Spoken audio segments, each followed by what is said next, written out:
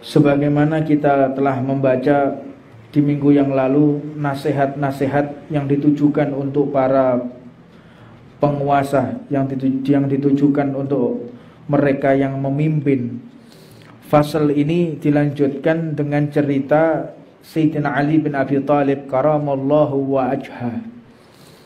Sayyidina Ali bin Abi Thalib karamallahu wa ajha, beliau ini memiliki julukan karamallahu wa ajha itu dikarenakan tidak pernah melihat auratnya sama sekali. Bahkan di dalam satu riwayat diceritakan ketika Sayyidina Ali ini lahir, posisi bayi itu dalam keadaan mengkurep. Jadi bukan dalam keadaan melumah begitu, tapi mengurep. Ketika, mohon maaf apabila saya terlalu tajam menceritakannya, bahkan tidak melihat mohon maaf yang keluar dari tubuh beliau. Jadi tidak melihat kemaluan ibunya pun. Jadi sampai sebegitunya dipersiapkan oleh Allah. Ketika beliau lahir itu langsung dalam keadaan melumah ya. Biasanya bayi kan dalam keadaan melumah ya biasanya. Ini tengkurap agar tidak melihat daripada aurat orang tuanya. Ini salah satu daripada karomah Sayyidina Ali bin Abi Thalib. Jadi sama sekali tidak pernah melihat aurat siapapun. Maka dijuluki dengan karamallahu wa ajha. Dan Sayyidina Ali ini memang luar biasa. Oleh Allah memang dipersiapkan untuk menjadi khalifah. Ketika ibunda beliau,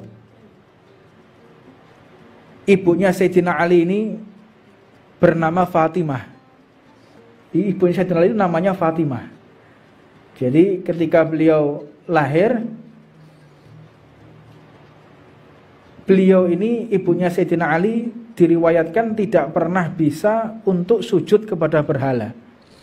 Jadi semua keluarganya itu biasanya kalau pagi, siang, sore sujud kepada berhala.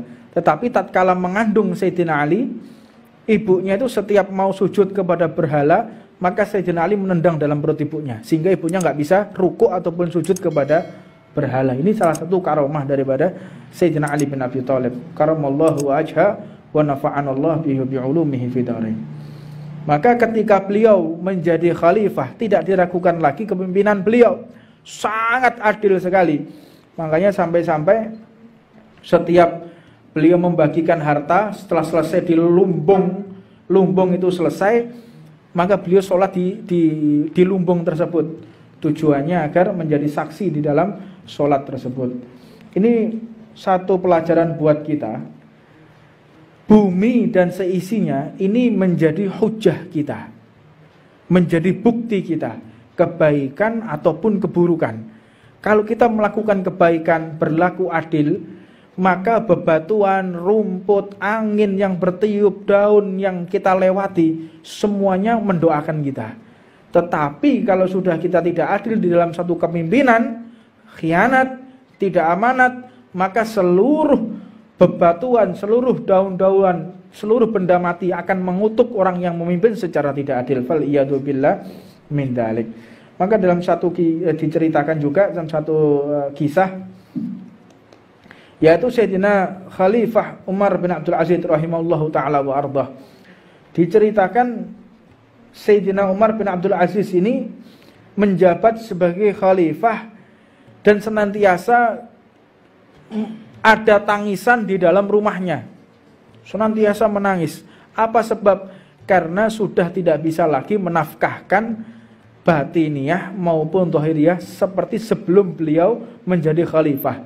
Jadi biasanya bisa memberikan belanja kepada istrinya setiap hari, sekarang nggak bisa, 2 hari sekali, 3 hari sekali. Jadi makan di rumah itu cuma sehari sekali. Itu kehidupan khalifah Sayyidina Umar bin Abdul Aziz. Bahkan dalam satu riwayat beliau ini mengatakan, aku telah disibukkan dengan kewajibanku akan kepentingan kaum muslimin dari kalian semua.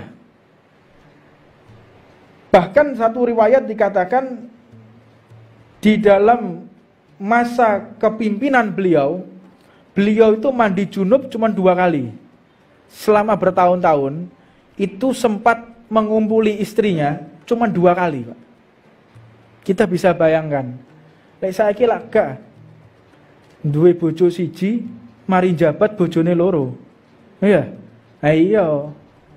Jadi kalau biasanya makannya sederhana, begitu jadi pejabat, bendino makannya istimewa, ya.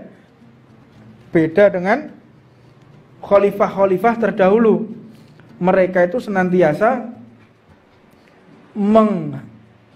memberikan segala waktunya, hartanya, seluruh tenaganya untuk umat. Ini yang membedakan.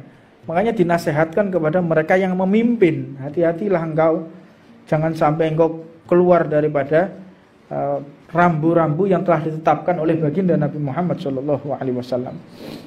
Bahkan dalam satu kesempatan beliau ini pada musim dingin, pembantunya ini mempersiapkan air panas. Ditanya oleh beliau, dari mana air panas ini? Aku mau mandi air dingin saja. Kata pembantunya, khadimnya beliau, yang khidmah kepada beliau, wahai khalifah, kalau seandainya engkau memaksakan diri menggunakan air yang dimandi, menggunakan air yang dingin, maka tidak ada lagi khalifah yang memimpin umat Islam, maka akan bercerai-berai umat Islam.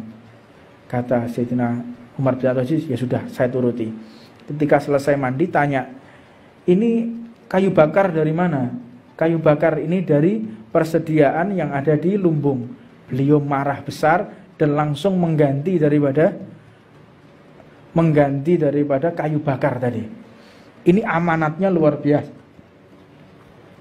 Dan juga dalam satu riwayat dikatakan beliau ini senantiasa di rumahnya itu tidak ada lampu yang menyala. Jadi ketika beliau menjabat itu sudah tidak ada lampu yang menyala. Jadi biasanya kan ada teplok. Zaman dahulu kan pakai minyak, nggak pakai listrik ya, pakai minyak. Ketika beliau jadi khalifah, rumah itu sudah jarang lagi ada api yang menyala. Subhanallah. Jadi ekonominya kritis. Jadi semakin menjabat, jabatannya tinggi, ekonominya semakin kritis. Nah inilah khalifah pada zaman dahulu, pemimpin zaman dahulu. Karena Nabi Muhammad SAW, Nabi Muhammad pernah mengatakan, nanti akan ada zaman yang mereka menjabat, semakin tinggi jabatannya, semakin enteng pekerjaannya. Tambah dhuwur jabatannya, tambah enteng pekerjaannya.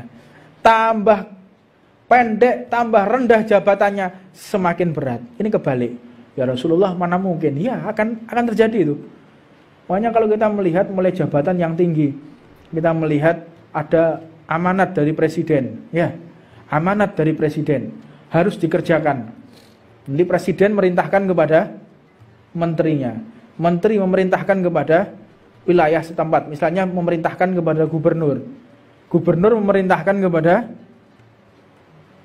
siapa? Camatnya, memerintahkan kepada wali kota atau bupatinya, wali kota bupati memerintahkan kepada camatnya, camat memerintahkan kepada kepala desanya, kepala desa memerintahkan kepada staf-stafnya, staf-stafnya memerintahkan kepada RW dan RT-nya. Jadi perintah itu semakin ke bawah semakin berat. Ini akan terjadi. Lah buktinya sudah terjadi sekarang. Ya, ini akhir zaman, alamatus sa'ah ini. Ini hari kiamat secara tidak sadar kita. Semakin ke bawah semakin berat. Jadi misal kalau di dalam militer, dari Panglima TNI memerintahkan kepada Panglima Kodamnya. Panglima Kodam memerintahkan kepada Danremnya, Komandan Koremnya. Komandan Korem memerintahkan kepada Komandan Kodimnya. Komandan Kodim memerintahkan kepada Koramilnya. Koramil memerintahkan kepada stafnya, turun terus. Jadi akhirnya yang paling bawah babinsanya tolah-toleh ya. Opo ingkarepe? Perintahnya Panglima TNI tapi tolah-toleh mereka. Ini yang terjadi ini. Semakin ke bawah jabatan semakin berat. Kalau dulu tidak, semakin tinggi semakin berat, semakin tanggung jawab, semakin tidak bisa tidur, semakin susah, semakin bingung. Sekarang enggak, semakin tinggi jabatannya tinggal nyuruh aja, perintah-perintahkan gitu ya. Nah ini yang disabdakan oleh Nabi Muhammad SAW. Benar apa yang disabdakan oleh Rasulullah SAW. Birokrasi ini akan terjadi seperti itu. Nah, ini alamatus sa'ah, detik-detik daripada hari kiamat. Di kehidupan para khalifah, para pemimpin zaman dahulu, mereka itu orang-orang yang bijaksana radhiyallahu taala anhum. Yang seperti terkenal dan tersebar serta sangat panjang sekali untuk diceritakan para khalifah zaman dahulu. Menceritakannya saja sulit, apalagi mau mengerjakan. Nyeritakno iki lho angel. Apalagi untuk mencontoh orangnya. Kita cuma melihat, delok lho bingung ya. Apa meneh nglakoni? Kita jadi penonton aja susah, apalagi yang menjadi pemain. Ya, mereka tuh orang-orang hebat. Makanya tidak sembarangan orang yang bisa memimpin. Makanya dikatakan benar orang-orang yang menjabat sebagai khalifah, Sayyidina Abu Bakar As-Siddiq, Sayyidina Umar Al-Faruq, Utsman Asy-Syahid, dan Ali Al-Murtada. Mereka ini adalah orang-orang khususnya Allah Subhanahu wa taala yang sudah dibisarahkan mubasir fil jannah, orang yang pasti masuk ke dalam surganya Allah Subhanahu wa taala. Maka yang disabdakan oleh Nabi Muhammad sallallahu alaihi wasallam, inna hadzal amru bada'an nubuwatan wa rahmatan thumma yakunu khilafatan wa rahmatan thumma yakunu mulkan adudan. Jadi Nabi Muhammad mengatakan sesungguhnya agama ini dimulai dengan khalifah. Setelah aku meninggal akan dipimpin oleh khalifah. Maka khalifah ini adalah pengganti nabi. Khalifah ini pengganti nabi, yang mana nabi itu memiliki rahmat dan kasih sayang kepada umatnya. Setelah itu dilanjutkan dengan kerajaan, dan setelah itu dilanjutkan lagi dengan adudon.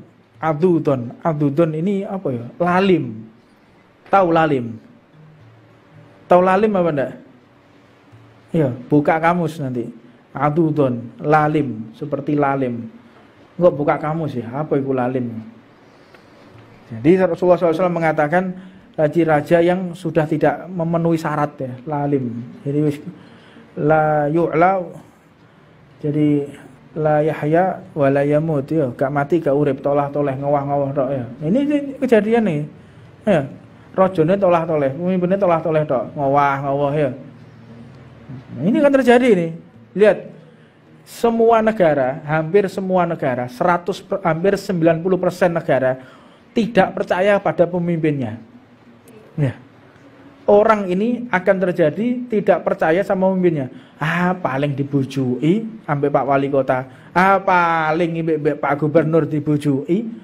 Paling Pak Presiden yang golek duit. Nah, ini terjadi ini. Ini bukan hanya di Indonesia. Semuanya, hampir seluruh pelosok dunia. Ini yang bertahan cuman Turki, Erdogan ya, sama di Chechnya, Ibrahim. Jadi siapa namanya presiden Chechnya itu? Kadyrov. Ini yang dipercaya sama masyarakatnya ya. Di Indonesia, yus kok ngene iki modele kaya awak-awak ngene ya. Gak awake dhewe gak ngerti, gak roh parake, gak ngulur, gak ngetan ya, gak ngalor, gak ngidul ya. Bingung ya. Kita memimpin diri sendiri aja gak bisa, tapi suka mengkritik orang. Ini terjadi ini. Jadi orang di negara kita ini satu permasalahan, pinter ngeritik, pinter mencaci orang tapi gak punya solusi. Mimpin negara kok ngene, mimpin kota kok ngene, terus sing bener piye? Ya mbah. Ya kan gitu. Ini zaman orang yang pinter ngeritik tapi dia nggak punya solusi. Ini presiden ini misalnya Pak Jokowi ini harusnya begini, terus harusnya Pak Jokowi gimana? Ya mbah, lah ini penyakit ini. Bisa mengkritik tetapi tidak bisa memberikan solusi. Ini mengenai zaman bingung. Ini zaman bingung. Orang yang sudah tidak percaya kepada pemimpinnya dan tidak percaya kepada dirinya sendiri. Terus yang benar siapa lagi? Ya wallahu a'lam. Kata Nabi Muhammad, akan datang suatu masa yang para ulama sendiri bingung mau ngapain. Kiai ini lo bingung. Terus piye yai? Mbah wis. Terus apa yang harus kita lakukan? Wis ngenteni ajal wae nang omah. Sampai kayak begitu. Jadi Al-Imamul Al-Hawi, beliau itu menuliskan dalam satu gosoidnya, zaman ini zaman yang kita tutup mata, tutup telinga, banyak zikir, banyak baca Quran, tutup informasi WhatsApp, tutup informasi Facebook, wis tutup kabeh, wis tutup mata sudah. Ini tidak tahu nih yang benar siapa, yang salah siapa, tidak tahu. Tutup mata, tutup telinga, banyak zikir, banyak puasa, nunggu Imam Mahdi datang sudah.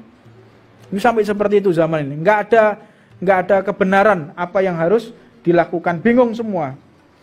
Nabi Muhammad SAW pun mengatakan, al khilafatu ba'di salasuna sanatin. Masa kekhilafan sepeninggalku ini selama 30 tahun. Wis tidak ada lagi. Masa itu adalah masa 4 khalifah. Setelah itu carut marut tidak karu-karuan. Maka yang dilengkapi dengan hari-hari kekhilafahan Sayyidina Hasan bin Ali radhiyallahu taala anhu, masa itu sekitar 6 bulan. Jadi 30 tahun itu dengan termasuk masa khalifahnya Sayyidina Hasan bin Ali bin Abi Thalib yang beliau wafat dalam keadaan diracun, dan dilanjutkan lagi oleh Sayyidina Ali bin Abi Thalib, Sayyidina Husain bin Ali bin Abi Thalib itu dibunuh oleh Yazid bin Muawiyah. Yazid bin Muawiyah itu yang pernah perang kepada Sayyidina Ali di peperangan Siffin ya. Itu sampai terjadi pembunuhan, umat Islam saling bunuh-membunuh di peperangan Siffin karena fitnah, karena satu adu domba. Maka dikatakan mulai zaman setelah Nabi wafat itu sudah terjadi satu pergolakan, yaitu satu pembaiatan yang menjadi dilema di antara umat Islam. Bingung siapa yang akan menggantikan Rasulullah, kaum Ansor atau Muhajirin. Itu sudah sepeninggalnya Rasulullah. Sopo sing mengganteni presidennya. Jadi umek dari presiden itu gak zaman saiki tok, Pak. Mulai zamannya Nabi sampai sekarang. Jadi kalau orang ribut, oh presiden itu yang bener. Sampai jangan jadi orang antik ya, jangan jadi orang kuno ya. Jadi ributnya masalah presiden, pilkada itu udah mulai zamannya Sayyidina Abu Bakar As-Siddiq. Ini kaum Ansor atau kaum Muhajirin yang bisa menggantikan Rasulullah. Ribut. Maka akhirnya mereka saling melemparkan, yang paling afdol adalah Sayyidina Umar. Sayyidina Umar adalah orang yang paling kuat, kata Sayyidina Umar, Sayyidina Abu Bakar saja. Tapi bedanya zaman dahulu, mereka saling menyerahkan kepimpinan. Ya, engkau aja, gak iso aku engkau aja, enggak engkau aja. Saling melemparkan. Sekarang enggak, saling berebut. Bedanya seperti itu. Tapi sama-sama aja ributnya ya. Ribut sampai terjadi satu keributan setelah dimakamkan Nabi Muhammad SAW. Itu banyak cerita bagaimana Sayyidina Ali juga tidak hadir di dalam rapat penentuan karena Sayyidina Ali dalam keadaan lumpuh, tidak bisa menghadiri rapat karena kakinya lumpuh, syok melihat wafatnya Nabi Muhammad SAW. Ketika itu Nabi Muhammad ini benar-benar menjanjikan